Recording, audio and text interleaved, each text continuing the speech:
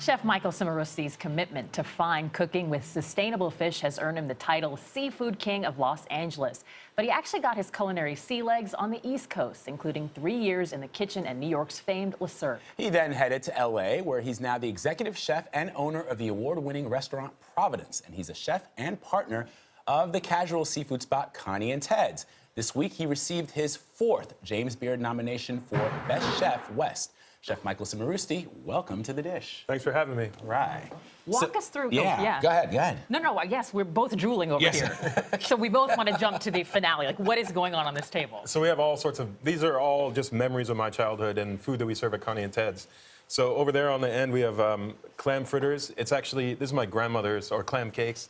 This is my grandmother's recipe. I still have the recipe that she, a handwritten recipe of hers, and that's what we base this recipe on. Then we have Manhattan clam chowder with homemade oyster crackers. Of course, we have the hot lobster roll, which is like the most popular dish that we serve at Connie and Ted's. Here we have a smoked bluefish dip, which is a very traditional, New England staple, with homemade saltines. And then we have stuffies, which is like sort of a Portuguese stuffed clam. And then, of course, no New England meal would be complete without a whoopie pie.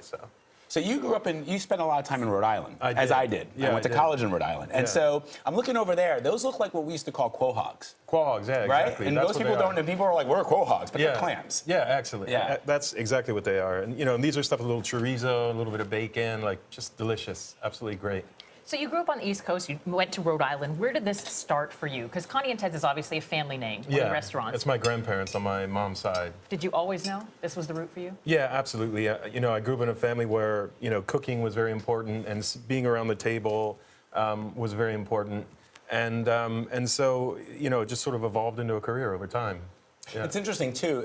You studied at the Institute of Culinary Arts. And what's fascinating is that you're the seafood king of L.A., It seems like it's back to basics with this, because there was a moment in time where the guy who used to run Cirque, he introduced Americans to like these kind of the seafood that most people had not heard of. But this is American basics. Yeah, Connie and Ted's is all about nostalgia and the memories that I have. Spending summers in Narragansett, Rhode Island, and in Providence with my grandparents. And to me, I think like this kind of food, it's some might say it's like naive or very simple in terms of its preparation, but it's honest food.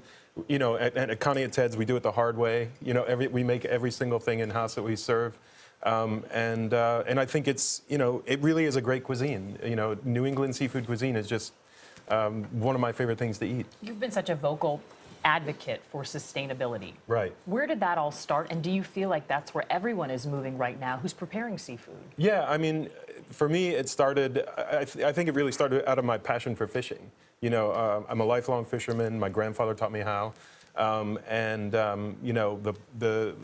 state of our oceans are definitely, in peril at the moment for many reasons, overfishing being one of them, of course. And I think it's a precious resource that we have here in the United States that we need to protect. And I think chefs, being on the forefront of what consumers eat and buy, I think that we have a responsibility to sort of, stand as advocates for what we think is right. So what should chefs at home look for when they're buying fish and seafood? Because that's the scariest thing. Exactly. For any you don't know chef. what you're looking at. Yeah. I think number one, do a little research before you go shopping. I always use the Monterey Bay Aquarium's Seafood Watch Card. I think that's a great resource, really the perfect resource. And they have them for all different areas of the country. So if you're in the North Atlantic or on the West Coast, as I am, there's separate guides printed up for different regions of the country. And, before you go shopping, go ahead and take a look at that, refer to the guide, and then, and look for those things when you're in the market.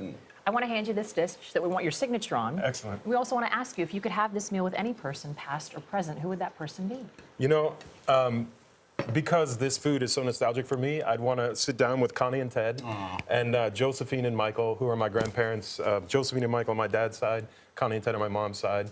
And I'd love to share this whole meal with them. They'd be very proud of all that you've accomplished. Well, thank you very much. Thank and you congratulations to you guys on the beard nomination. I know, we're excited about that. Yeah, rocking it. We're in good company. Thank For you. more information on the chef, please head to our website at cbsthismorning.com.